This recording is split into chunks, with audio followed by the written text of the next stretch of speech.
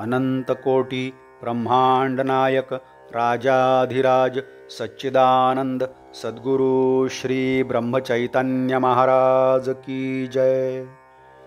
Shriram Samarth. 26 September. भगवंताला विसरणे ही आत्महत्याच।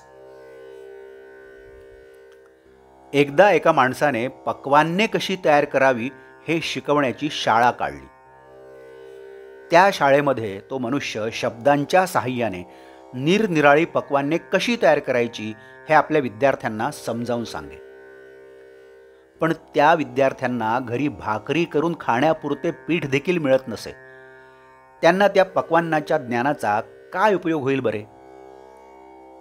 त्याचप्रमाणे वेदांताच्या गोष्टी किंवा ज्ञान हे पक्वान्नांच्या ज्ञानासारखे आहे। जो मनुष्य वेदांताचा नुसताच अभ्यास करतो त्याला त्यापासून तसा काही फायदा होत नाही।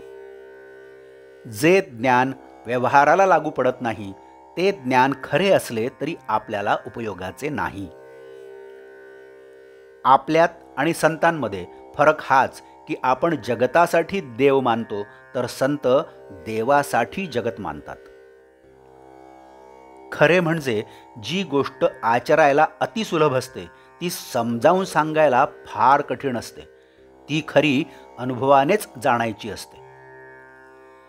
ज्याचा अनुभव दुसऱ्यावर अवलंबून आहे तो अपूर्ण समजावा, म्हणजेच जेव्हा मिश्रणाने पदार्थाला चव येते तेव्हा ते दोन्ही पदार्थ अपूर्णच समजावेत। या जगात सर्व दृष्टीने पूर्ण असा एक भगवंतच आहे। त्याला विसरणे ही आत्महत्याच आहे। तेव्हा नेहमी त्याच्या सान्निध्यात म्हणजेच त्याच्या नामात राहण्याचा प्रयत्न करावा।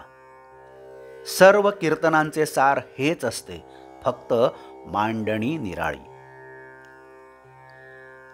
रामरायांनी सर्व वानरांना सीतामाईचा शोध करायला सांगितले। जो तो करून शोधासाठी निघून गेला।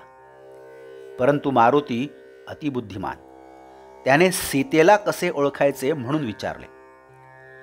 त्यावर श्रीरामांनी तिचे पुष्कळ वर्णन केले। ती सुंदर आहे म्हणून सांगितले, परंतु सुंदर स्त्री कशी दिसते हेच त्याला माहिती नाही। तेव्हा श्रीराम प्रभू त्याला म्हणाले, तुला मी काय सांगतो हे कळलेले दिसत नाही। तू आता एकच गोष्ट लक्षात ठेव की जिथे तुला रामनामाचा सारखा ध्वनी ऐकू येईल तिथे ती आहे म्हणून समज। तेव्हा ती खूण मारुतीरायाला पटली।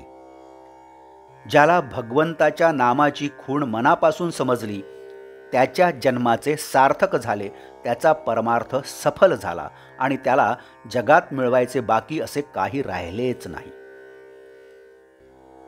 मारुतीरायाची भक्ती फार मोठी। श्रीरामाला वाटले याला आता काहीतरी चिरंजीव असे दिल्याशिवाय याचे समाधान होणार नाही, म्हणून चिरंजीव असे हे आपले नाम त्याने दिले। त्यामुळे त्या नामाबरोबर मारुतीही चिरंजीव झाला। आजचे बोधवाक्य। सर्व संतांचे सांगणे आहे की मनापासून भगवंताचे नाम घ्या आणि आपले कर्तव्य कर्म करा। जानकी जीवन स्मरण जय जय राम। नमस्कार। आपण या चॅनलला नवीन असाल तर कृपया सबस्क्राईब करावं ही विनंती। आपण या चॅनलला अजूनही सबस्क्राईब केलं नसेल तर आपण सुद्धा सबस्क्राईब करावं ही विनंती। आपण या चॅनलला लाईक करा, शेअर करा, कमेंट्स द्या, बेल आयकन दाबायला मात्र विसरू नका। धन्यवाद।